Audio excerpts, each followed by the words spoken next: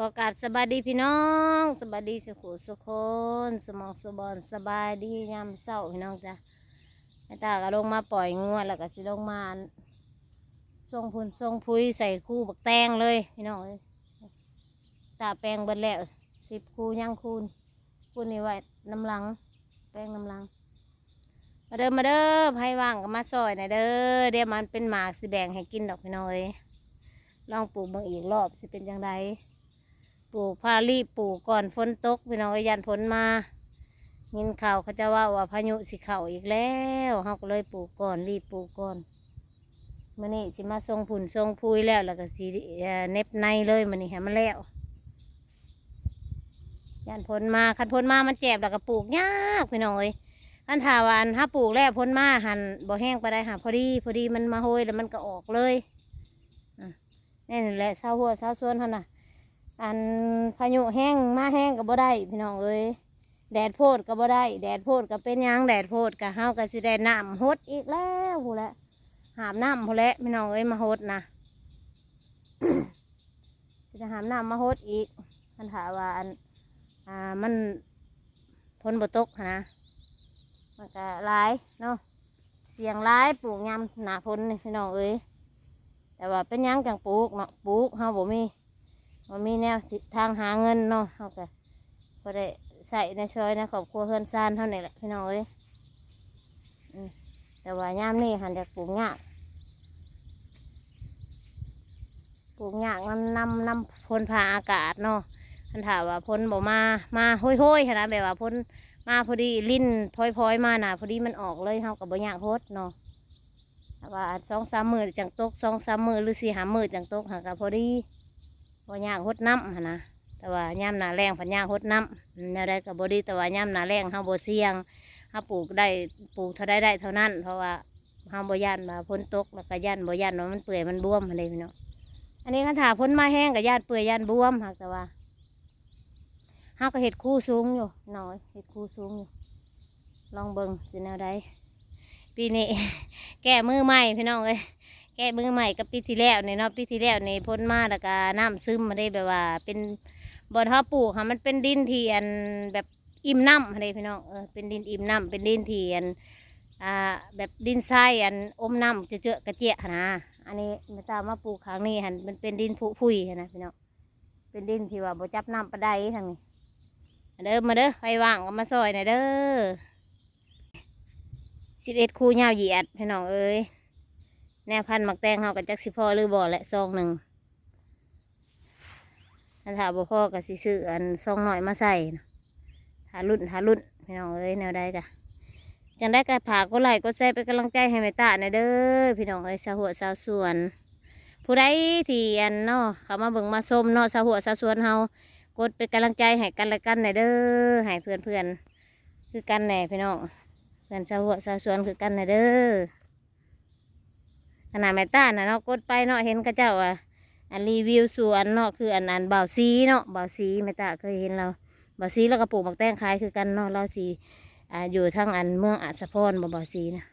แม่ตาก็กดให้เราตลอดได้เรากับแม่ตาก็ได้เป็นกำลังใจให้เราเพราะเราก็สู้คือกันเนาะเราก็เป็นชาวสวนคือกันปลูกพังคือกันกดให้กันพี่น้องเอ้ยเป็นกำลังใจให้กันสาวหัวสาวสวนเนี่ยโอ้เห็นใจกันขนาดเลยพี่น้องเอ้ยเห็นแล้วนะเพราะว่ามันบ่ได้ง่ายๆเด้อปลูกพังนี่นะบ่ได้ง่ายแต่ว่าเป็นยังคือปลูกเพราะว่าอาชีพบ้านเฮาบ่ปลูกก็บ่ได้เนาะต้องได้ปลูกได้อยู่ได้กินบ้านเฮาเรือกินกับขายใส่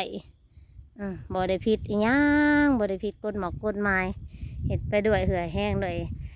วิชาการเฮาเองแหละนี่แม่ตาสิส่งผุ่นส่งพุยรอบเสาเนาะรอบสวยเราอยากให้มันแล้วแล้วก็มาเน็บในเลยน้องเอ้ยแล้วก็ลุยเลยได้พี่น้องเอ้ยลุยพุ่นพุยแล้วยังแต่ลุยพุ่น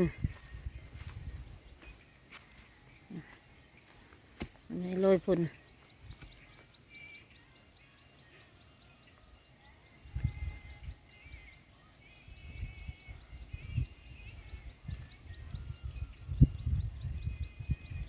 โรยพุ่นโรยพุย รียมปลูกแล้วโอ้ผู้ลางคนน่ะก็จักมายังมาตากแดด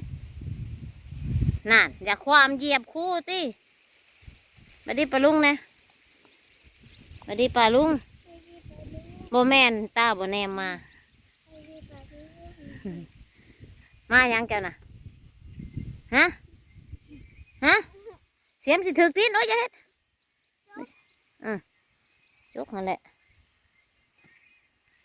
มาปลูกหมกแตงบ่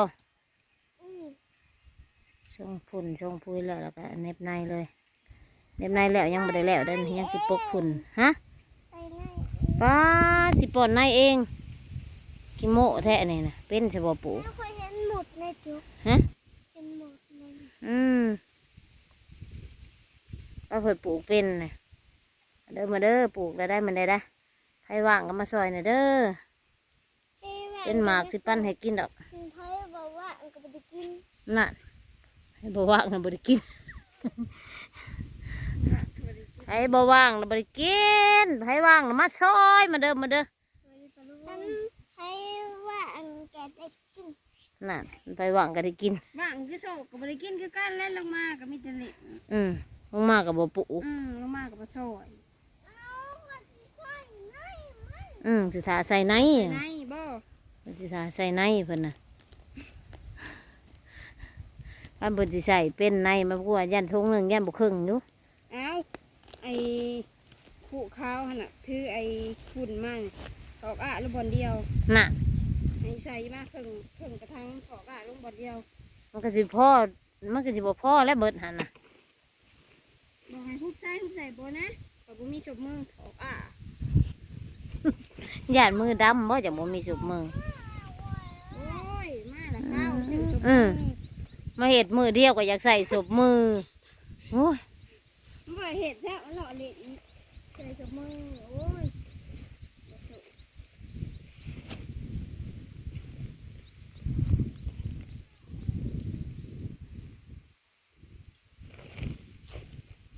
มาปลูกหมกแตงซอยเลยจักมายังกับบุหุได้ขนาดจักมาเล่นจักมายังไม่เสียบที่ดินอยู่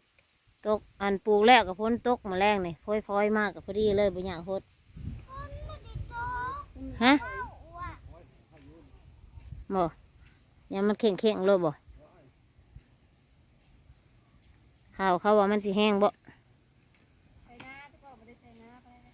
บ่ใส่น้ำไปได้ก็ได้แต่ยังสิปกอยู่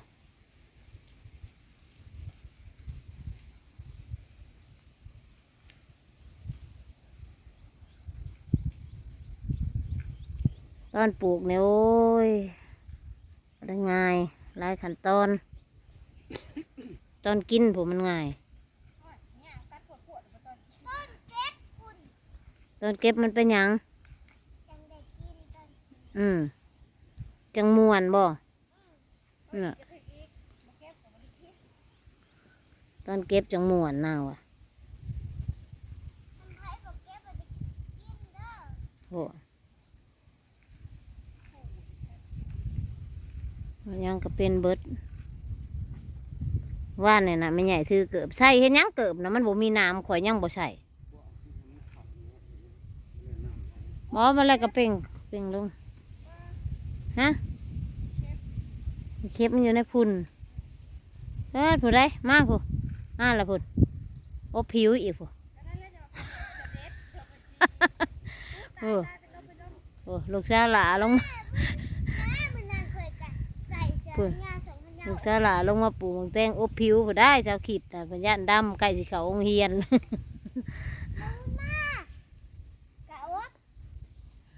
ยันดำ